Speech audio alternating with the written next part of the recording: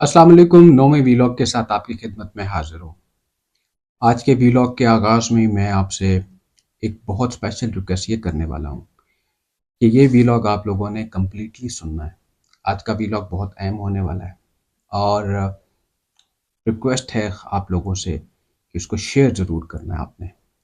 और एक रिक्वेस्ट है कि मेरी तकरीबन हर सोशल मीडिया प्लेटफॉर्म पे प्रोफाइल है सैयद मज़हर के नाम से, लेकिन फेसबुक और टिकटॉक के ऊपर जो मेरी प्रोफाइल है उसको आपने ज़रूर फॉलो करना है।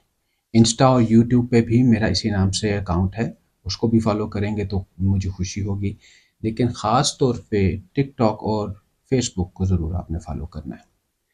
आज का मैसेज इतना इम्पोर्टेंट है कि आज मुझे एक साहब का कॉल आया और उनको ऑस्टियोसार्कोमा डायग्नोज हुआ टांग में, और अल्हम्दुलिल्लाह कि उनका इनिशियल स्टेज के ऊपर कैंसर डायग्नोज हो गया। लेकिन परसेप्शन क्या है उन साहब की, वो ये कह रहे हैं, उन्होंने मुझसे पूरी हिस्ट्री ली, मुझसे मशवरे लिए और बहुत परेशान थे। और बहुत, मैं अक्सर वीडियो में कहता हूँ कि लोग बहुत ज़्यादा पैनिक हो जाते हैं कैंसर का नाम सुन के। पैनिक होने की ज़रूरत नहीं है, रिलैक्स रहें।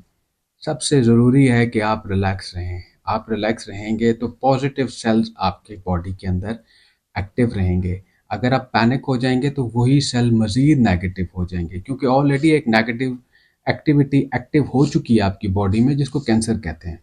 कैंसर भी सेल है ना। हर बॉडी के अंदर कैंसर मौजूद है, लेकिन कुछ पॉजिटिव हैं, कुछ नेगेटिव हैं। तो जब पॉजिटिव हो गया आपका सेल तो आपको मज़ीद पैनिक होने की ज़रूरत नहीं है। परसेप्शन क्या था उनका? उनका ये परसेप्शन है कि मैं अपना इलाज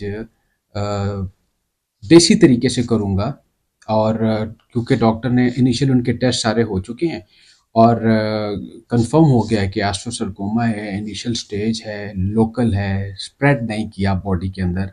सो डॉक्टर ने फ़ौरन प्लान किया कि आप कीमोथेरेपी स्टार्ट करवाएं। अब वो रिलक्टेंट हैं कि उन्होंने कीमोथेरेपी नहीं करवानी, और वो चाहते हैं कि मैं अपना इलाज देसी तरीके से करूं, यानी कि नीम के पत्ते, नींबू और इस किस्म की जो भी देसी टोटके हैं। मैंने ये कहा कि ये आपको बताया किसने? ये किसने आपके जहन में डाला है कि आपका इलाज इन नीम के पत्तों से कैंसर को कंट्रोल कर लिया जाएगा? तो उन्होंने मुझे सिद्धू साहब की प्रेस कॉन्फ्रेंस का हवाला दिया। तो मैं वैसे भी इस पे बात करना चाहता था, तो भूल गया था इस टॉपिक को, लेकिन अच्छा हुआ कि आज मुझे उन्हीं साहब ने याद करवा दिया। वो साहब कहते हैं कि सिद्धू साहब ने भी तो अपनी मिसेज का इलाज किया, हालांकि वो तो स्टेज 4 का बड़ा स्वेयर किस्म का कैंसर था। तो फिर मैंने उनको बताया, मैंने कहा सिद्धू साहब ने आधी बात की है, आधी बात नहीं की।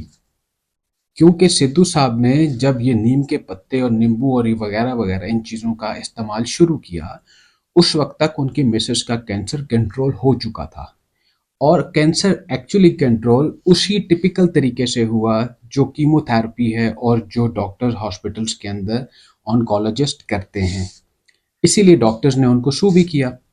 अब जब उनका ये इनिशियल इलाज चल रहा था और जब उनकी कीमोथेरेपीज चल रही थी, तो उस वक्त सिद्धू साहब तो मिसेस के पास थे ही नहीं, अनफॉर्चुनेटली। किसी केस की वजह से वो तो जेल में थे। वो तो जब वापस आए हैं तो उस वक्त तक काफ़ी चीज़ें कंट्रोल हो चुकी थी, और फिर उन्होंने इन चीज़ों का इस्तेमाल किया। ये चीज़ें आपको फ़ायदा किसी हद तक देती हैं, लेकिन ये ज़हन में मत रखें आप कि आप इसको कैंसर आप इन चीज़ों से कंट्रोल कर लेंगे। हरगिज़ नहीं। आप अपने डॉक्टर की बात को मानें, अपनी डॉक्टर की बात को हल्का मत लें। आपके लिए जो वो प्लान कर रहे हैं वो आपके मर्ज़ के अकॉर्डिंगली कर रहे हैं। वो उस फील्ड के एक्सपर्ट हैं। उनको पता है कि अगर इस चीज़ को यहाँ नहीं रोकेंगे तो फिर आगे जाके आपके लिए क्या मसाइल होंगे। उनको पता है कि इसको रोकना है तो किस तरीके से रोकना है। उनको पता है कि आपकी जो रिपोर्ट्स आई हैं उसके अकॉर्डिंगली आपका कीमोथेरेपी का कौन सा जो प्लान है वो आपको लगाना है। ठीक है, किस किस्म की आपको कीमो लगेगी। कीमो की मुख्तलिफ इकसाम है। वो डिपेंड करता है कि आपका लेवल क्या है, आपकी सिवियरिटी क्या है, आपकी बॉडी कंडीशन ओवरऑल क्या है। ये सारी चीज़ें देख के जो टेस्ट इनिशियली किए जाते हैं वो इसीलिए किए जाते हैं। سو یہ کوئی مذاق نہیں ہے کہ آپ ایک دیسی ٹوٹکوں سے اپنا علاج کر لیں گے، ہرگز ایسا نہیں ہوگا میرے بھائی. خدا را ڈاکٹر کی بات کو سیریس لیں، اپنے فزیشین کی بات کو سیریس لیں، ان کی انسٹرکشنز کو فالو کریں اور فوری طور پہ اپنا علاج شروع کریں. یہ چیزیں آپ ضرور استعمال کریں. ضروری نہیں ہے کہ جو کینسر پیشنٹ ہے وہی استعمال کرے. جس نے کینسر سے بچنا ہے، جو ہم آج کل کھا رہے ہیں، جس ماحول میں ہم سانس لے رہے ہیں، جو ہمارا لائف سٹائل ہے، اس کے مطابق جو بندہ اپنے آپ کو کینسر سے بچانا چاہتا ہے وہ سب یہ چیزیں استعمال کریں. میں نے پچھلی ویلاگ میں بھی یہ بات کی کہ کڑوی چیزوں کا استعمال زیادہ کر دیں. چاہے آپ کینسر پیشنٹ ہیں، چاہے آپ کو کینسر نہیں ہے، ڈیلی بیس پہ آپ کچھ نہ کچھ ایک سرٹن اماؤنٹ اپنی باڈی میں ایسی کڑوی لیں آرگینک، جس سے آپ کی باڈی ڈی ٹاکس ہو. ٹھیک ہے، ڈی ٹاکس ہوگی تو کینسر کے جو سیلز ہیں ان کے ایکٹیو ہونے کے چانسز کم سے کم ہوتے چلے جائیں گے. تو یہ تو سب کے لیے ہے، لیکن آپ اسپیسیفکلی اس چیز کو مارک کر دیں کہ میں اس سے کینسر کا علاج کر لوں گا تو ہرگز ایسا نہیں ہوگا. آج آپ کا کینسر انیشل سٹیج کے اوپر ہے، جلدی سے یہ ریکور ہو جائے گا. بجائے اس کے کہ آپ وقت ضائع کریں ان ٹوٹکوں کے اوپر اور الٹیمیٹلی کل کو آپ مزید بھیانک سچویشن میں جا کر کے پھر وہی سب کچھ کروانا پڑے گا جو آج آپ کو کروانا چاہیے، جس سے آپ ریلیکٹنٹ ہیں، جس سے آپ بچنے کی کوشش کر رہے ہیں. سو میرے بھائی، بالکل بھی ایسا نہیں ہے. آپ اپنے ڈاکٹر کی بات کو فالو کریں، اپنی صحت کا خیال رکھیں، اپنے زندگی کا خیال کریں. یہ بہت خوبصورت ہے، اس کو ہلکا مت لیں. امید کرتا ہوں یہ میسج آپ لوگوں کے لیے ضروری اس لیے تھا کہ یہ پرسیپشن اور فین فالوئنگ، اپنے جو سلیبریٹیز کی فالوئنگ ہے اس کے اوپر جا کر کے ہم اس حد تک ان کی بات کو فالو کرنا شروع کر دیتے ہیں.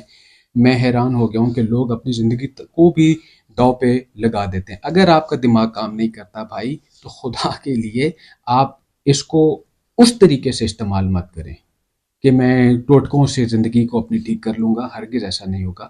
اپنی ڈاکٹرز کی انسٹرکشنز کو فالو کریں. انشاءاللہ آپ کے لیے اللہ پاک آسانیاں کرے گا اور آپ کو جلد مولا آپ کو صحت و تندرستی عطا کرے گا. اپنی دعا میں یاد رکھیے گا. دوبارہ ریکویسٹ ہے کہ اس ویڈیو کو ضرور شیئر کیجیے گا. اگلے ویلاگ تک کے لیے اجازت دیجیے. اللہ حافظ.